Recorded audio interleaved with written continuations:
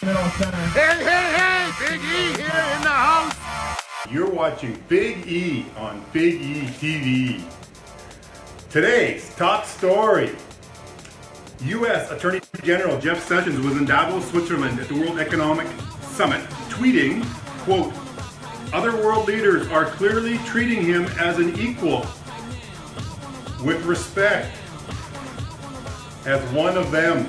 This is where the bar is now? Other leaders saw our leader and didn't point and laugh.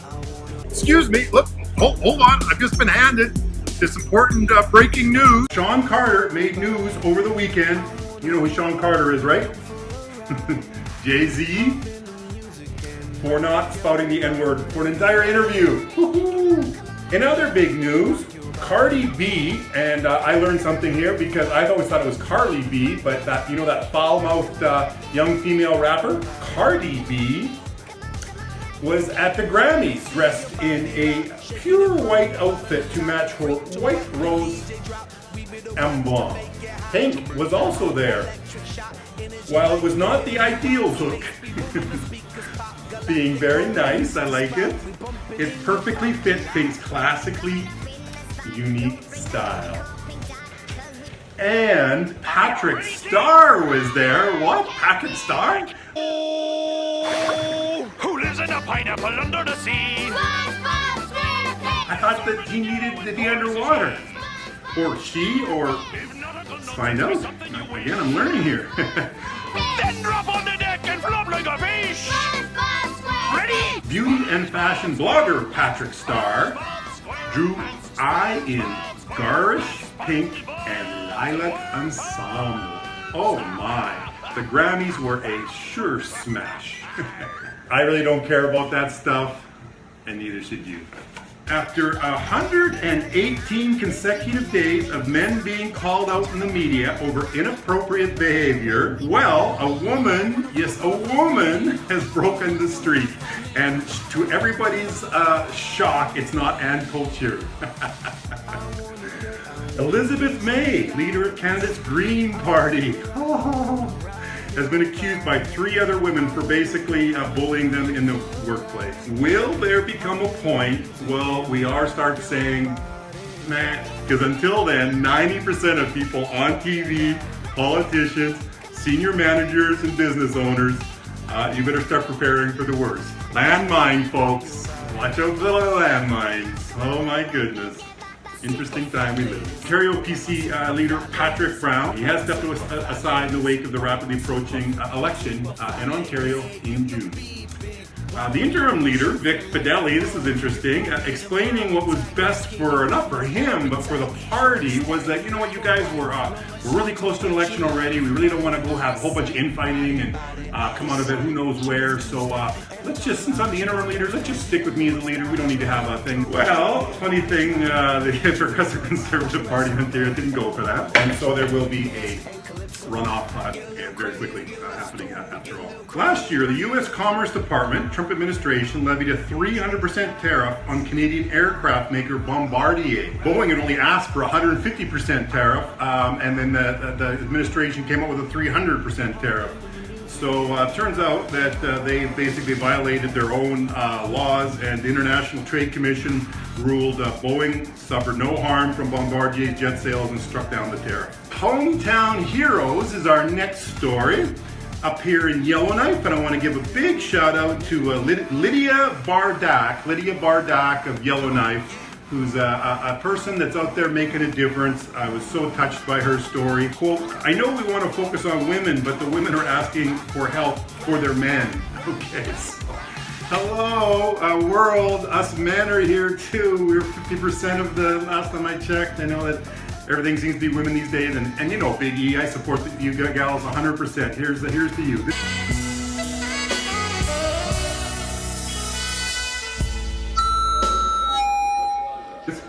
This note's for you.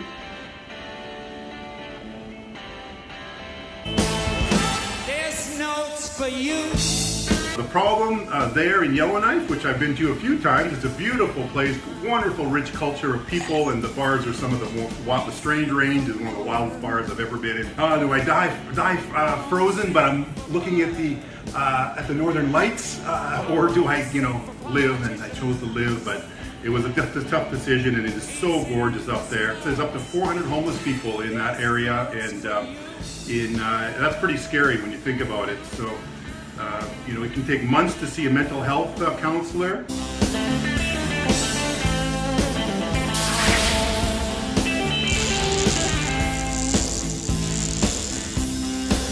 You were having an addiction, you're a good person, you could be gainfully employed, you're having a temporary setback in your life, and you just need some support, you need some help.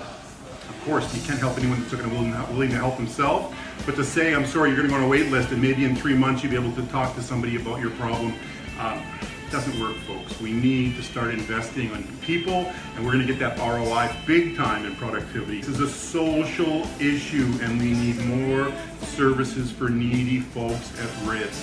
Provincial government created a new Ministry of Mental Health and Addiction. I got to give a shout out here to Judy Darcy. Not only is she a Dane, but she represents us here in U.S. Minister, and she's a lovely lady. The goal is to improve the access and quality of mental health and addiction services for all British Columbians, as well as develop an immediate response to the opioid public health emergency. The UK has created a new Ministry of Loneliness. To combat what is becoming the biggest epidemic for older folks in generations, more and more isolated human beings, as loneliness is predicted to be the #1 killer in the future. So I'm really happy to see countries like the UK are taking that seriously. I have to get a slap down. Stephen Colbert, he had the story about the UK and loneliness, and he kind of made fun of it. And I understand he's a comedian, he's the best in the business, and I certainly don't want to sound insulting towards Mr. Colbert. I think what he does is great, but the more I see of his show, he's just in it for the laughs now with CBS. They don't want to offend anybody. They don't want to bring on a Evo Morales, onto the show, or some interesting people. It's about cashing in the big bucks. But even Jon Stewart, out of a moral consciousness, he had to leave the Daily Show because the same thing happened when Stephen Colbert was leaving the Colbert Report, and all of a sudden that's a huge revenue producer for advertisers for Viacom. Well, once they didn't have that anymore, and you're back to the Daily Shows with Brian Driver, they were like, John, sorry, we can't have all these interesting people and count them on the show just because they're interesting. We need the people that are willing to have a movie to shuck, an album to sell, a book, or be a politician.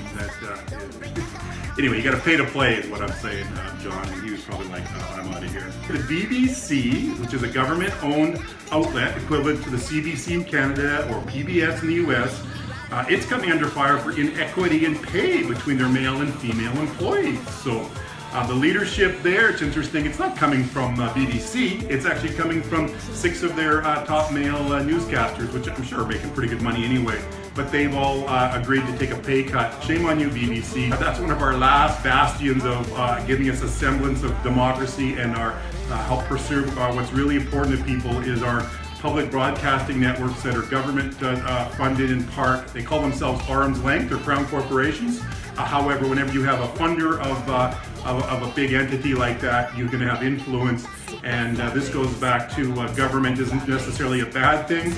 In a lot of respects, it's these public, and that's why PBS has been just raked over the coals and having all their funding took in the States, because they are such a threat to democracy, because they actually put out good quality content, they talk in objective terms, and they don't present the news in a very subjective way. Anyone that knows what I'm talking about, has ever watched the media out there, will know that there's a big difference in the two, folks. And thank goodness we've got still some of these CBCs and BBCs and PBSs of the world that are going to help keep the a little bit of a beacon of free speech and honesty alive. And so shout out to all of you guys. Okay, let me just take a moment here.